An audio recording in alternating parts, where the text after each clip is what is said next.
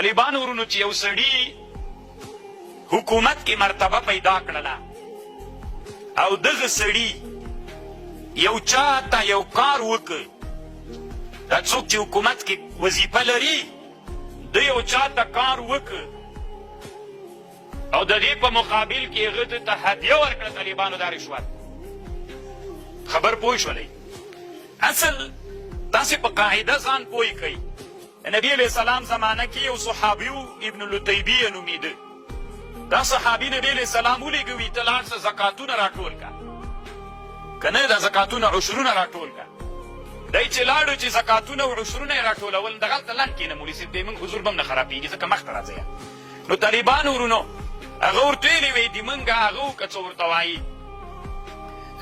زکاتونه راټول که زکاتونه در سره راوړه. دی چې لاړو بیرته چې راغی نو زکاتونه او مالونه یې راوړل.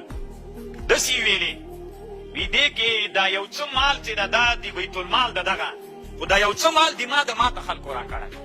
نبی علیه السلام ورته ویلې نه داسې نشي کېدلی ته دې د پلار په کور کې کښېنه بیا دې تا ته څوک هدیه راوړي.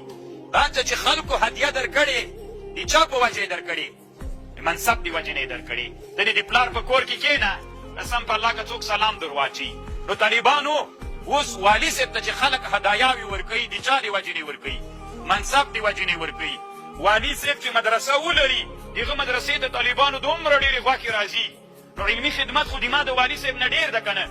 دلته طالبانو ولې یو خان نه راوځي هغه ته منصب نشته. دلته طالبانو هغه ته څوک شته منصب شته. طالبانو ورونو د منصب د وجې نه چې کومه هدیه چا راوړله دا څوک ده دا رشوت د طالبانو دا ناروا او حرامه ده.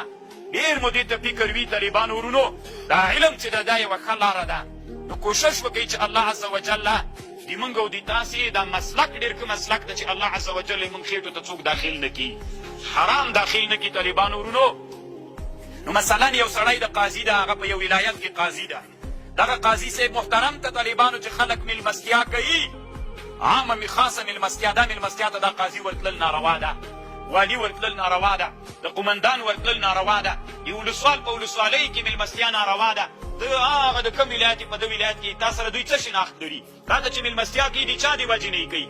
نو خو مجاهدین خو د په وطن کې ستا د خپل وطن دا خان د خپل وطن مجاهد ولې نه میلمه کوي چې تا میلمه کوي خو د چا د وجې نه دې میلمه کوي د منصب د وجې نه دې میلمه کوي. نو دا میلمستیا ولسوال ته حرامه ده دا ولسوال والي ته ده حرامه ده دا قاضي ته حرامه ده دا میلمستیا وزیر ته حرامه ده. طالبانو هغه وزیر راکته که دی داسې په وطن کې هغه وزیر په کور باندې کښېنوه بیا قسم په الله که طالبانو یې مخکې به ویې څو ورځې بې بله ورځې بېل راخیستی خپل پټی به کړي. چا غټ کړي منصب غټ کړي طالبانو. هدایاء العمال صبتون هدایاوې عمالو ته دا ټول څوک دي دا رشوتونه دي حرام دي. کله په یوه میلمستیا کې ناست دي کله په بل میلمستیا کې ناست دي کله په یو خان په کور کې په سالالي که دا حرام دي طالبانو دا ناروا دي دا ناجایزې دي دا جواز نه لري طالبانو ورونو.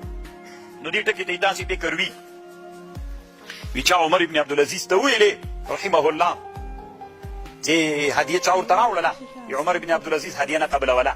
چا ورته ویلي خو نبي علیه السلام ته به خلکو هدیه راوړلې که نه قبلولې ته یې ولې نه قبلې وی هغه ته هدیه وه موږ ته دا څوک راوړي دا رشوت بله ورځ ته کار یې بیا در باندې کوي که نه د منصب د وجې نه چې منصب نه وي والله که دې څوک پوښتنه م وکړي غریب به یې والله چې علم د اسمان هم راوښوروي که نه نو خان نه بیخي ورکې بیا ته او چې په هغه باندې کښېنې په دې منصب باندې که نه وي د کابل والي کړی نو طالبانو خانان به را رواني یاره شیخ صاحب دا دومره ډېر وخت د لمبر پسې ګرځېدم بیخي پیدا کېده نه که نه خو منصب راغی زوی مړی که نه بس بیا دومره ډېر دروازې ته ولاړي 200 دانې ما سره میلمه سه واغه وکړه او دغه وکړه. طالبانو ورونو الله دې مونږ او تاسې ترېنه وساتي او مونږ سخت په دې مرحله کې راګیر یو طالبانو ورونو سخت په دې باب کې مونږ راګیر یو. الله عز وجل دې مونږ له دې حرامو نه وساتي.